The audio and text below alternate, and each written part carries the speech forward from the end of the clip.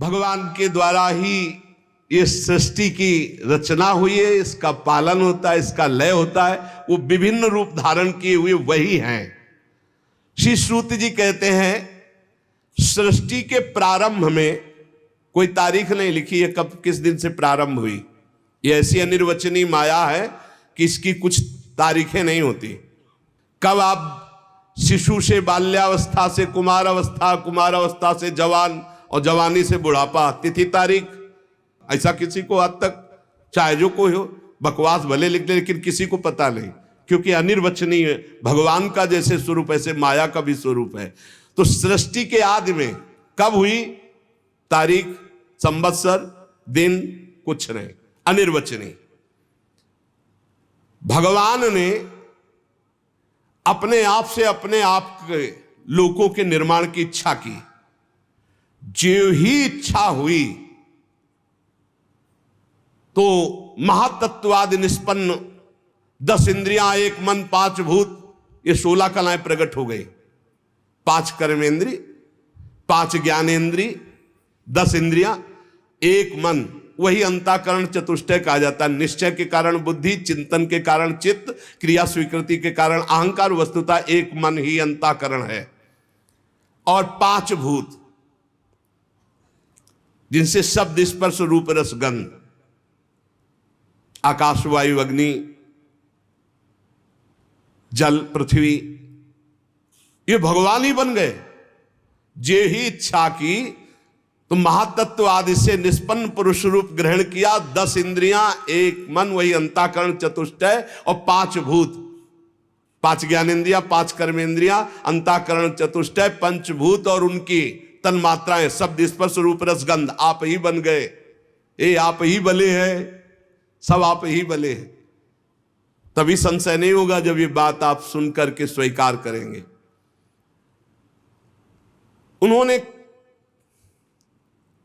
जब शब्द, स्पर्श, रूप, रस, गंध के मूल पंचभूत तो उनमें जल भी है, अब वो जल में शयन करने लगे। योग निद्रा का विस्तार कर लिया। कुछ समय बाद उनकी नाभि से वही इच्छा जो मैं बहुत रूपों में हूं, वो एक कमल बनकर के प्रकट हुई। पहले 5 कर्मेंद्रियां, 5 ज्ञानेंद्रियां, अंतःकरण चतुष्टय, 5 महाभूत और 5 तन मात्राएं। अब जल में शयन किया और कुछ समय बाद उनकी नाभि से कमल प्रकट हुआ।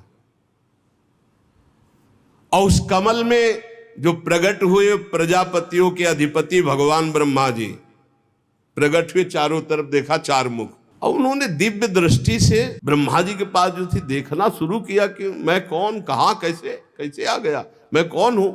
भगवान से बड़ी प्रार्थना की, अव्यक्त परमात्मा से। भगवान के उस विराट रूप अंग प्रत्यंग में ही समस्त लोकों की कल्पना हुई। समस्त लोग भगवान में ही विराजमान है, सब में भगवान विराजमान है और सब भगवान में विराजमान है। ये ज्ञान जिसको हो जाता है वो भगवत प्राप्त हो जाता है। यो माम पश्यति सर्वत्र सर्वम च मयि पश्यति तस्याहं न प्रणश्यामि सच में न प्रणश्यति। योगी लोग दिव्य दृष्टि से भगवान के उस स्वरूप का दर्शन करते हैं। वो भगवान का जो स्वरूप है, हजारों पैर, हजारों जांघें, हजारों भुजाएं, हजारों मुखों वाला विराट रूप भगवान। शास्त्र शीर्षा पुरुषाहा सहस्राक्षः सहस्रपाद, जो भगवान का स्वरूप है। हजारों पैर वाला, हजारों जांघों वाला, हजारों भुजाओं वाला, हजारों मुखों वाला, हजारों सिर, हजारों कान, हजारों आंखें, हजारों नासिका, हजारों मुकुट, वस्त्र, कुंडल, आभूषण, सब यही भगवान का विराट रूप है। इसी से अनेक अवतारों का प्रादुर्भाव होता है। ये छोटे छोटे अंश से देवता, पशु, पक्षी, मनुष्य आदि योनियों की सृष्टि, ये सब इसी से विराट पुरुष से हुई है। तो सबसे पहले कौमार सर्ग में सनक, सनंदन, सनातन, सनत कुमार, सबसे पहले कमल, कमल से ब्रह्मा, और फिर ब्रह्मा जी ने जो पहली सृष्टि की तो सबसे पहले इस सृष्टि में प्रकट हुए सनक, सनंदन, सनातन, सनत कुमार। ये चारों ब्रह्म ऋषि जब अवतार लिए तो सृष्टि रचना से बिल्कुल अलग नियम प्रकट होते हुए अखंड ब्रह्मचर्य, अखंड ब्रह्मचर्य, निरंतर हरिस्तरणम हरिस्तरणम हरिस्तरणम, उदासीन जगत से। दूसरी बार इस संसार कल्याण के लिए समस्त यज्ञों के स्वामी उन भगवान ने जो रसातल में पृथ्वी विराजमान थी उसको लाने के लिए वाराह अवतार धारण, ऋषियों की सृष्टि में देवर्षि नारद के रूप में तीसरा अवतार धारण किया। सातवें तंत्र का जिन्हें नारद पंचरात्र कहते हैं उपदेश किया। उसमें कर्मों के द्वारा किस प्रकार कर्म बंधन से मुक्ति मिलती इसका वर्णन है। फिर धर्म पत्नी मूर्ति के गर्भ से नर नारायण के रूप में भगवान ने चौथा अवतार लिया। इस अवतार में उन्होंने ऋषि बनकर मन और इंद्रियों का सर्वथा संयम करके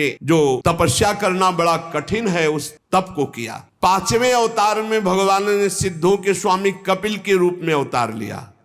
तत्वों का निर्णय करने वाले सांख्य शास्त्र का जो समय के फेर से लुप्त हो गया था आसुरी नामक ब्राह्मण को उपदेश किया। ये भगवान अपने स्वरूप को सृष्टि में कितने रूपों में प्रकाशित किए ये वर्णन।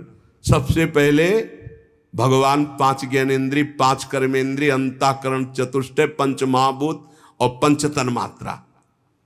फिर भगवान नाभि कमल, ब्रह्मा जी, फिर सनक सनंदन सनातन, सनत कुमार, फिर भगवान वाराह रूप, फिर देवर्षि नारद रूप, फिर नर नारायण रूप, फिर कपिल रूप। अनुसुईया के वर मांगने पर छठे अवतार में अत्रि की संतान दत्तात्रेय के रूप में भगवान प्रकट हुए। इस अवतार में उन्होंने अलर्क और प्रहलाद आदि को ब्रह्म ज्ञान का उपदेश किया। सातवीं में रुचि प्रजापति की आकुति नामक पत्नी से यज्ञ के रूप में भगवान ने अवतार ग्रहण किया और अपने पुत्र याम आदि देवताओं के साथ स्वयंभू मनवंतर की रक्षा की। राजा नाभ की पत्नी मेरु देवी के गर्भ से ऋषभ भगवान के रूप में अवतार हुआ, जिनके पुत्र भरत जी जो जड़ भरत जी कहलाए गए। ये 8वां अवतार भगवान का ऋषभ देव के रूप में। इस रूप में परमहंसों का वह मार्ग जो सभी आश्रमियों के लिए वंदनीय है स्वयं ऋषभ रूप धारण करके दिखाया करके। ऋषियों की प्रार्थना से 9वीं बार वे राजा पृथु के रूप में अवतीर्ण हुए। शौनकादि ऋषियों इस अवतार में उन्होंने पृथ्वी से समस्त औषधियों का दोहन किया। ये अवतार सबके लिए बड़ा कल्याणकारी हुआ। चाक्षुष मनवंतर के अंत में जब सारी त्रिलोकी समुद्र में डूब रही थी तब भगवान ने मत्स्यावतार धारण किया जो 10वां अवतार है। पृथ्वी रूपी नौका पर बैठाकर अगले मनवंतर के अधिपति वैवस्वत मनु की रक्षा की। फिर भगवान ने जिस समय देवता और दैत्य समुद्र मंथन कर रहे थे उस समय 11वां अवतार धारण किया कच्छप रूप, जो मंदराचल को अपनी पीठ पे धारण किया। फिर उसी समुद्र मंथन में 12वीं बार धनवंतरी के रूप में अमृत कलश लेकर समुद्र से प्रकट हुए। फिर वही उसी समय 13वीं बार मोहिनी रूप धारण करके दैत्यों को मोहित करके देवताओं को अमृत पान कराया। फिर भगवान ने जो 14वीं बार अवतार लिया वो बड़ा ही भयंकर रूप था, नरसिंहावतार। अत्यंत बलवान दैत्यराज हिरण्यकश्यप की छाती अपने नखों से फाड़ डाली जैसे चटाई फाड़ डाली।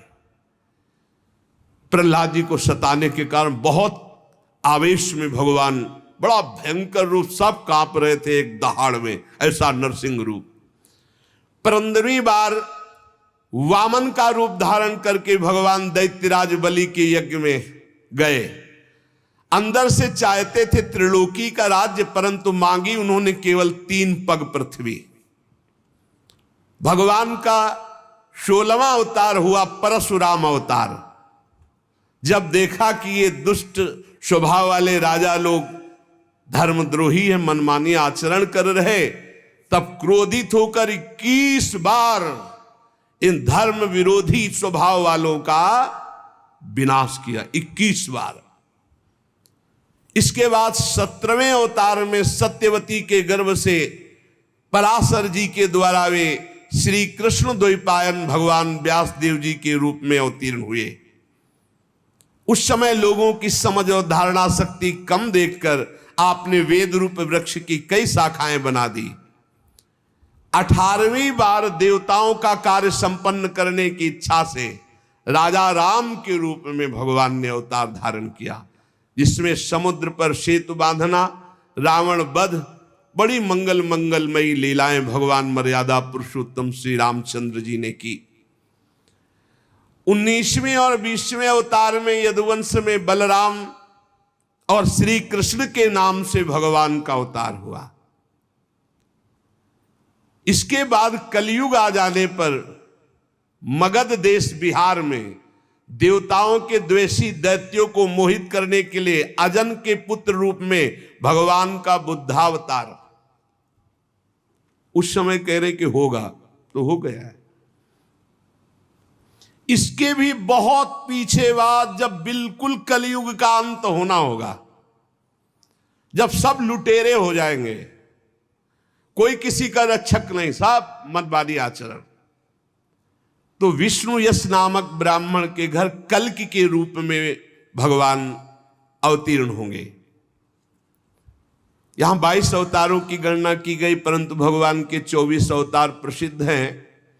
कुछ विद्वान 24 की संख्या यूं पूर्ण करते हैं। रामकृष्ण के अतिरिक्त 20 अवतार तो उपयुक्त हैं ही, शेष 4 अवतार भगवान श्री कृष्ण के ही अंश हैं। स्वयं श्री कृष्ण तो पूर्ण परमेश्वर हैं, वे अवतार नहीं अवतारी हैं, अतः श्री कृष्ण को अवतारों की गणना में नहीं गिनते। उनके 4 अंश, एक तो केश का अवतार, दूसरा सुतपा तथा प्रश्नि पर कृपा करने वाला अवतार, तीसरा संकर्षण और चौथा परब्रह्म। इन चारों अवतारों से विशिष्ट 5वें साक्षात भगवान वासुदेव। दूसरे विद्वान ऐसा मानते हैं कि 22 अवतार तो प्रयुक्त हैं। इनके अतिरिक्त 2 अवतार और हैं, हंसावतार और हयग्रीव अवतार। ऐसे भगवान के 24 अवतार होते हैं। शौनकादि ऋषियों, जैसे अगाध सरोवर से हजारों छोटे छोटे धाराएं निकलती है, वैसे ही भगवान श्री हरि के असंख्य अवतार और होते हैं, जिनका वर्णन नहीं, असंख्य। वो अपने भक्त के लिए कभी कोई अवतार धारण कर सकते हैं। जैसे द्रौपदी के लिए चीर अवतार धारण किया, कहां लिखा है? द्रौपदी के लिए चीर अवतार तो 24 में थोड़ी है। बोले असंख्य अवतार, जब जरूरत पड़े भक्त के लिए तब वो तुरंत अवतार धारण करते हैं, अंतर ध्यान हो जाते हैं। जैसे अगाध सरोवर से छोटे छोटे बहुत सी धाराएं निकलती है, ऐसे भगवान श्री हरि के असंख्य अवतार हैं। ऋषि, मनु, देवता, प्रजापति, मनु पुत्र और जितने भी महान शक्तिशाली वे सब के सब भगवान के ही अंश हैं।